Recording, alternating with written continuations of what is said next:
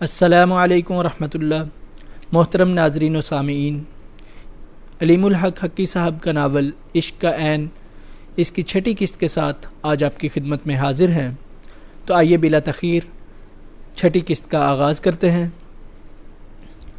نیچے قاسم نے اسے صوفے کے ساتھ لڑکھڑاتے ہوئے دیکھا تو صوفہ اتارنے میں اس کی مدد کی اور بولا، بیٹا میں تمہیں بوجھ اٹھانے کے لیے تو نہیں لایا ہوں، خبردار جو کسی چیز کو ہاتھ لگایا۔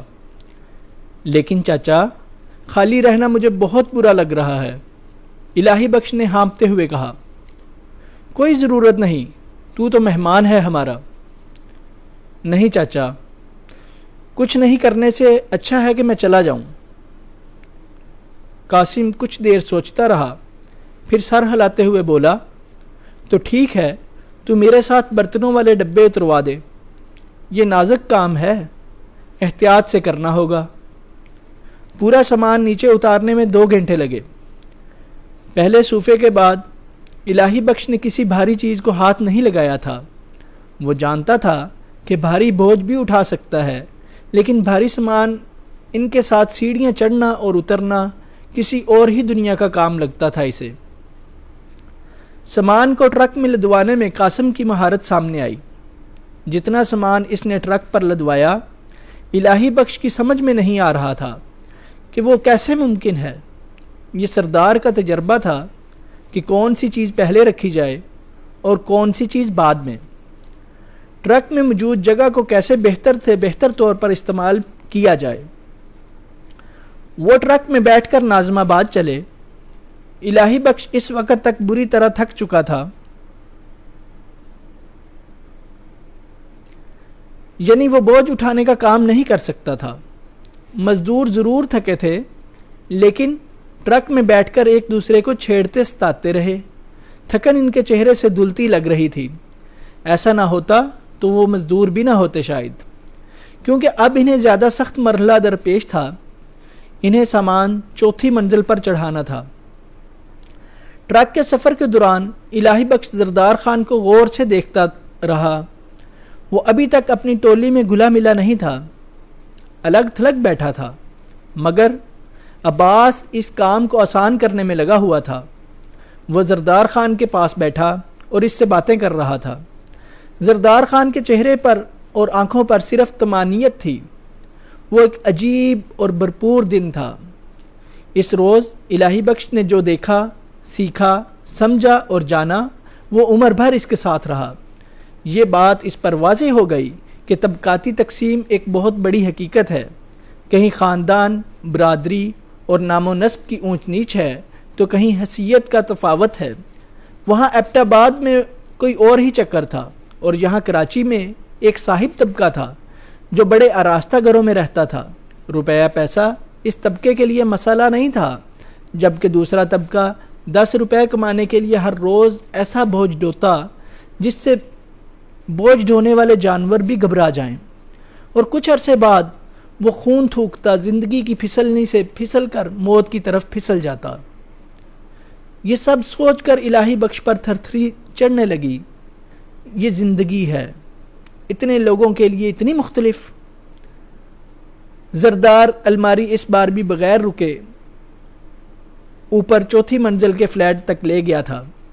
ایک اچھی بات یہ تھی کہ اس بلڈنگ کے زینے کشادہ تھے، اس سے کام آسان ہو گیا تھا، ورنہ تارک روڈ والی بلڈنگ میں زینے کے موڑ پر سامان اتارنے کے لیے کئی ترکیبیں لڑانی پڑی تھی۔ انہیں کام سے فارغ ہوتے ہوتے 6 بج گئے۔ صاحب بہت خوش تھا، کسی چیز کو بھی معمولی سی خراش نہیں آئی تھی، کوئی برتن نہیں ٹوٹا تھا۔ آپ سب چیک کر لیں صاحب، قاسم نے اس سے کہا، ہمارا کام ختم ہو گیا ہے۔ چیک کرنے کی ضرورت نہیں، میں بہت خوش ہوں تم لوگوں سے، صاحب نے مسکراتے ہوئے کہا۔ میں بھی تمہیں اب خوش کروں گا۔ تھوڑی دیر بعد چائے اور بسکٹوں اور سموسوں سے ان کی توازے کی گئی۔ پھر اس نے 10 روپے کے 8 نوٹ قاسم کی طرف بڑھائے۔ یہ ہے تم لوگوں کی مزدوری، اس نے کہا، اور پھر 100 کا ایک نوٹ دیتے ہوئے کہا، یہ ہے مجھے خوش کرنے کا انعام، تم 8 کے لیے۔ وہ صاحب کا شکریہ ادا کر کے اسے سلام کر کے نیچے آ گئے۔ سب بہت خوش تھے۔ ان کے حساب سے انہیں 2.5 دن کی دہاڑی ایک ہی دن میں مل گئی تھی۔ اچانک رحیمو کو خیال آیا کہ کھانا نہیں کھایا گیا ہے اور بھوک لگ رہی ہے۔ عاقل نے بھی تائید کی، نہیں بھائی، یہ کھانے کا تو وقت نہیں۔ قاسم نے نفی میں سر ہلاتے ہوئے کہا، اس وقت کھا لو گے تو رات کو میرے گھر پر کیا کھاؤ گے؟ بات معقول تھی۔ استاد، کھانا کس وقت ملے گا؟ 8 بجے تیار ہوگا کھانا، میں کہہ کر آیا ہوں۔ قاسم نے کہا، چلو کسی ہوٹل میں چلتے ہیں، جسے زیادہ بھوک لگی ہو وہ کچھ بسکٹ اور سموسے وغیرہ کھا لے۔ وہ سب ایک ریسٹورنٹ میں چلے گئے۔ رحیمو اور عاقل کے سوا کسی نے سموسے نہیں کھائے۔ وہاں قاسم نے مزدوری کی رقم تقسیم کی۔ اس نے 22 روپے الہی بخش کی طرف بڑھائے تو وہ حیران رہ گیا۔ یہ کیا چچا، یہ تمہارا حصہ ہے۔ لیکن چچا، میں تو مہمان ہوں، تمہارے ساتھ ایک دن گزارنے کے لیے آیا تھا۔ الہی بخش نے احتجاج کیا۔ یہ تو تمہیں لینا ہی پڑے گا، صاحب نے 8 آدمیوں کی مزدوری دی ہے، سوال ہی نہیں پیدا ہوتا، بیکار بات مت کرو۔ قاسم نے اس کی بات کاٹ دی، تمہارا حصہ لے کر ہم گناہگار بنیں گے کیا؟ اس پر سب پیچھے پڑ گئے۔ یوں الہی بخش کو وہ پیسے لینے ہی پڑے، لیکن اسے بہت شرمندگی ہو رہی تھی۔ ہوٹل سے باہر آ کر قاسم نے کہا، یہ الہی بخش اور زردار میرے ساتھ جا رہے ہیں، تم لوگ 8 بجے تک میرے گھر پہنچ جانا۔ باقی سب لوگ چلے گئے۔ قاسم الہی بخش اور زردار کو لے کر بس سٹاپ کی طرف چل پڑا۔ اس وقت صدر جانے والی بسوں میں رش نہیں تھا۔ انہوں نے مزے سے بیٹھ کر سفر کیا۔ نمائش کے سٹاپ پر وہ اتر گئے۔ میں جیکب لائن میں رہتا ہوں، یہاں سے زیادہ قریب پڑتا ہے میرا گھر، قاسم نے وضاحت کی۔ سڑک پر کوئی 5 منٹ چلنے کے بعد وہ کچے پکے مکانوں کے علاقے میں پہنچ گئے۔ اب وہ تنگ گلیوں میں چل رہے تھے جہاں دونوں طرف مکان ہی مکان تھے۔ زیادہ تر مکان ایسے تھے کہ ان میں ٹاٹ کے پردے ہی دروازے کا کام کرتے تھے۔ ایسے ہی ایک دروازے پر انہیں ٹھہرا کر قاسم ٹاٹ کا پردہ اٹھا کر اندر چلا گیا۔ چند لمحوں بعد اس نے انہیں آواز دی، آ جاؤ۔ وہ پردہ ہٹا کر اندر چلے گئے۔ دروازے سے داخل ہوتے ہی چھوٹا سا صحن تھا۔ صحن کے پار 2 کمرے تھے، ایک کچا کمرہ تھا اور دوسرا پکا۔ پکے کمرے کی چھت ٹین کی چادروں کی تھی۔ سائیڈ میں باورچی خانہ اور غسل خانہ تھا۔ صحن کے اس طرف والے حصے میں بیت الخلاء تھا۔ درمیان میں ایک ٹینکی رکھی تھی۔ قاسم نے درمیان میں پردہ کھینچ کر گویا پردے کا اہتمام کیا۔ اس طرف 3-4 چارپائیاں پڑی تھی، تکیے بھی رکھے گئے تھے۔ قاسم نے اشارہ کرتے ہوئے کہا، بیٹھ جاؤ، اور تھکن ہو رہی ہے تو پاؤں پھیلا لو، یہ تمہارا اپنا ہی گھر ہے۔ الہی بخش اور زردار بیٹھ گئے۔ کچھ دیر ادھر ادھر کی باتیں ہوتی رہی، پھر قاسم زردار کو بوجھ اٹھانے کے رموز سمجھانے لگا۔ الہی بخش توجہ سے سنتا رہا۔ وہ سوچ رہا تھا، کون جانے یہ باتیں بھی کبھی کام آ جائیں۔ وقت گزرنے کا احساس ہی نہیں ہوا۔ وہ لوگ تو اس وقت چونکہ جب باہر سے کسی نے قاسم کو آواز دی، استاد، لو یہ لوگ بھی آ گئے، قاسم نے کہا، اور پھر دروازے کی طرف منہ کر کے پکارا، آ جاؤ یارو۔ ٹاٹ کا پردہ اٹھا اور سب سے پہلے مشتاق اندر آیا۔ وہ کسی چیز کو کھینچ رہا تھا اور دوسری طرف سے رحیمو اس چیز کو دکیر رہا تھا۔ قاسم اور وہ دونوں اٹھ کھڑے ہوئے۔ اتنی دیر میں وہ لوگ بھی اندر آ گئے تھے۔ قاسم، الہی بخش اور زردار کی آنکھیں پھیل گئی۔ وہ لوگ ایک ٹھیلا لائے تھے اور وہ بہت ہی خوبصورت ٹھیلا تھا۔ ٹھیلے کو دیکھ کر قاسم کا چہرہ خوشی سے کھل اٹھا۔ وہ آگے بڑھا اور ٹھیلے کو چھو کر دیکھنے لگا جیسے وہ کوئی غیر حقیقی چیز ہو۔ کیا دیکھ رہے ہو استاد؟ یہ تمہارا ہی ہے، نثار نے کہا۔ نئی زندگی مبارک ہو استاد، رحیمو بولا۔ قاسم کی آنکھوں میں آنسو آ گئے۔ وہ ٹھیلے پر ہاتھ پھیرتا رہا، پھر رندی ہوئی آواز میں بولا، میں تم لوگوں کی اس محبت کا شکریہ کیسے ادا کروں؟ اس کی ضرورت نہیں استاد، نثار نے اس کی بات کاٹ دی۔ قاسم کے بعد وہ سب سے سینئر تھا۔ بس اللہ تمہیں اس ٹھیلے سے بہت رزق دے۔ یہ دعا قبول ہو گئی تو سمجھو ہمیں محبت کا صلہ مل گیا۔ دوسرے مزدوروں کی آنکھیں بھی چمکنے لگی۔ اتنی محبت کا حقدار تو نہیں تھا یارو، قاسم منمنایا۔ تم تو اس سے بھی زیادہ محبت کے قابل ہو استاد، پر ہم سب غریب لوگ ہیں، نثار بولا۔ بس اب یہ ڈرامہ ختم کرو اور کھانا کھلاؤ۔ عباس نے ماحول کو بدلنے کی کوشش کی، لیکن قاسم تو کسی اور ہی دنیا میں کھویا ہوا تھا۔ وہ ٹھیلے پر ہاتھ پھیر رہا تھا، لیکن اس کی آنکھیں دیوار کے پار دور، کہیں بہت دور دیکھتی محسوس ہو رہی تھی۔ پھر اس نے سحر زدگی کی اسی کیفیت میں ٹھیلے کو دھکیل کر آگے بڑھایا اور بے ساختہ آواز لگائی، آلو لو، بھنڈی لو، بینگن لو، توری لو، سبزی لے لو، سبزی والا۔ اپنی آواز نے اسے خود بھی چکا دیا۔ وہ خجالت سے ادھر ادھر دیکھنے لگا۔ اس کے ہونٹوں پر بے حد معصوم مسکراہٹ تھی۔ لاؤ استاد، ایک سیر بینگن، عباس نے شوخی سے کہا، لیکن پکے ہوئے چاہیے، روٹی کے ساتھ۔ قاسم کو احساس ہو گیا کہ ان لوگوں کو بہت بھوک لگ رہی ہوگی۔ آج آلو گوشت ملے گا بیٹے، اس نے شرمندگی سے کہا۔ ارے تم لوگ بیٹھو نا۔ وہ سب بیٹھ گئے۔ قاسم پردہ ہٹا کر اندر چلا گیا۔ تھوڑی دیر بعد ہی وہ ہاتھ کی بنی ہوئی 2 میزیں اٹھا لایا۔ وہ اس نے چارپائیوں کے درمیان میں رکھ دیں۔ تم لوگ ہاتھ دھو لو، میں کھانا لا رہا ہوں۔ کھانے میں آلو گوشت تھا اور چنے کی بریانی تھی۔ وہ سب کھانے پر ٹوٹ پڑے۔ الہی بخش کو پردے کی اوٹ سے جھانکتی ہوئی آنکھیں نظر آئیں۔ وہ ٹھیلے کو دیکھ رہی تھیں اور آوازوں سے ان کی خوشی کا اندازہ ہو رہا تھا۔ الہی بخش کو اس لمحے ان مزدوروں پر ٹوٹ کر پیار آیا۔ انہوں نے اس گھرانے کو کتنی بڑی خوشی دی تھی۔ برتن اٹھانے کے لیے قاسم کا وہ بیٹا آیا جس کا اس نے الہی بخش سے تذکرہ کیا تھا۔ دیکھنے میں وہ 10-12 سال کا بھی نہیں لگتا تھا۔ کھانے کے بعد گپ شپ ہوتی رہی۔ اس دوران ان لوگوں نے چائے بھی پی۔ پھر قاسم نے ان سے پوچھا، اب کیا ارادہ ہے؟ یہ تو ہمیں تم سے پوچھنا ہے استاد، نثار نے کہا۔ یہ تو معلوم ہو گیا کہ تم سبزی فروشی کا کام کرو گے۔ ہاں، تو اب پھر پوچھنا کیا ہے؟ صبح منڈی جاؤ گے؟ ہاں، قاسم نے اس بات میں سر ہلایا۔ کس وقت جاؤ گے؟ صبح 4 بجے جانا ہوگا۔ تو پھر استاد ہم بھی یہاں سے ٹلنے والے تو نہیں؟ نثار نے کہا۔ اس پر قاسم نے انہیں حیرت سے دیکھا اور پھر دوسروں کو جن کے سر تائید میں ہل رہے تھے۔ ہم تمہارے ساتھ منڈی چلیں گے، نثار نے کہا۔ ہمارا رکنا مسئلہ ہو تو اور بات ہے، ورنہ ہم صبح 4 بجے تک یہیں رکیں گے۔ ایسی کوئی بات نہیں، بس تم لوگوں کو تکلیف ہوگی، قاسم نے شرمندگی سے کہا۔ اور پھر اس کی ضرورت کیا ہے؟ ضرورت تو ہے، مشتاق بولا، اور ہم لوگوں کو تکلیف کی کوئی فکر نہیں ہے، رحیمو نے کہا۔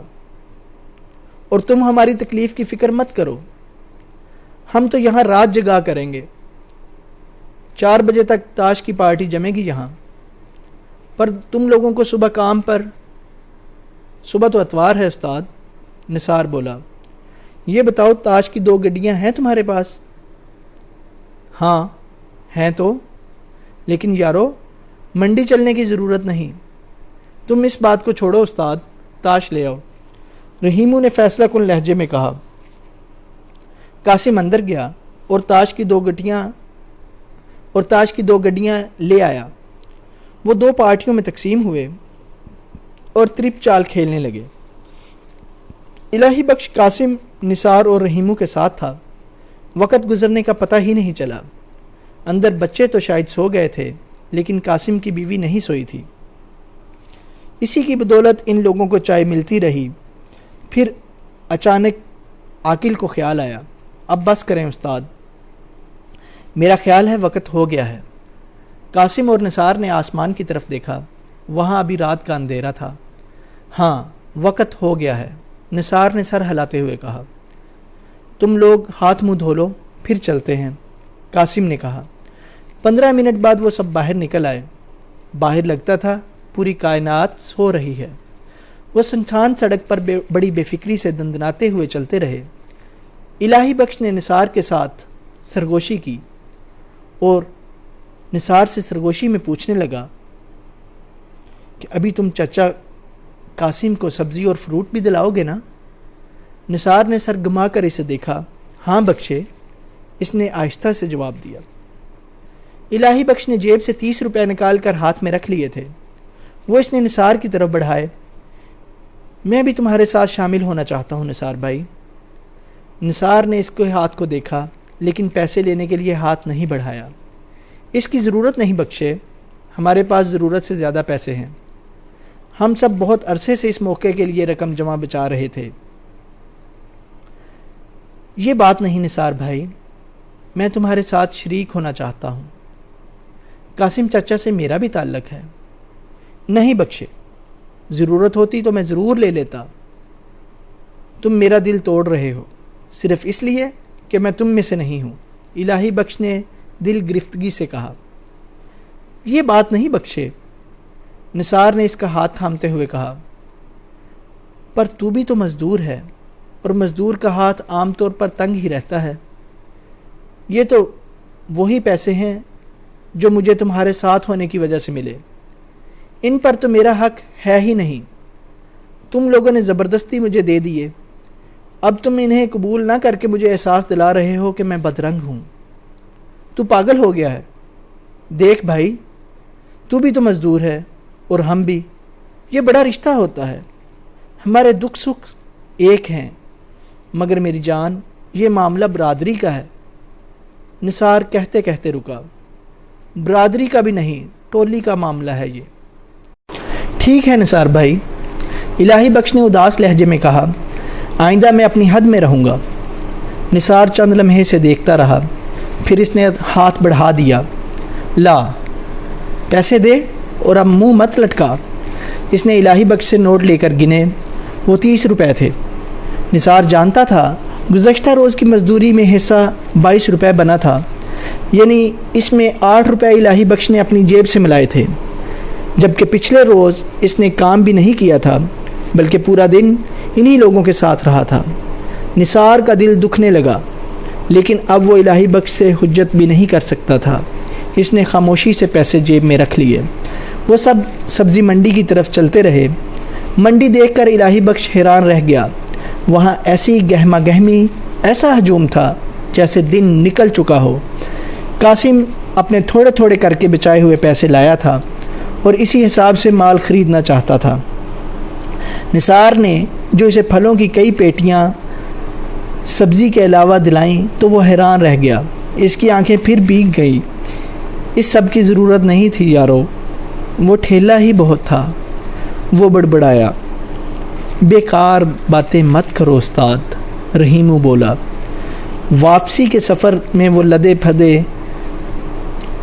اور بہت خوش تھے، جیسے وہ سب ہی کوئی نیا کام شروع کر رہے ہوں۔ گھر پہنچ کر انہوں نے ٹھیلا لدوانے میں قاسم کی مدد کی۔ سب بہت خوش تھے، ہر شخص بساط بھر مشورے دے رہا تھا۔ سبزیاں اور پھل لگ گئے تو ٹھیلا اور بھی خوبصورت لگنے لگا۔ اس دوران سورج نکل آیا تھا۔ قاسم نے انہیں ناشتہ کرایا، سب نے ڈٹ کر چائے پی، پاپے بھگو کر کھائے۔ پھر چلنے کا وقت آ گیا۔ قاسم کو ٹھیلا لے کر نکلنا تھا، اس کی نئی زندگی کا آغاز ہو رہا تھا۔ استاد، ہمیں اجازت دو، نثار نے کہا۔ اب ہم چلتے ہیں، تم بھی بسم اللہ کرو، اللہ تمہیں کامیاب کرے۔ قاسم ممنونیت بھری بھیگی آنکھوں سے ایک ایک کو تکتا رہا۔ اس کے ہونٹ لرز رہے تھے۔ اسے احساس تھا کہ شکریہ بہت چھوٹا لفظ ہے۔ عباس نے بھرے ہوئے ٹھیلے کو ہلکے سے دھکیلا۔ وہ بولا، یہ تو پھول ہو رہا ہے، تمہارے تو مزے آ گئے۔ اس نے شوخ لہجے میں کہا۔ اس پر سب کھلکھلا کر ہنس دیے۔ ناظرین، اسی کے ساتھ ہی آج کی 6ٹھی قسط کا اختتام کرتے ہیں۔ انشاءاللہ جلد 7ویں قسط میں آپ کے ساتھ ملاقات ہوگی۔ تب تک کے لیے اجازت دیجیے۔ السلام علیکم، اللہ حافظ۔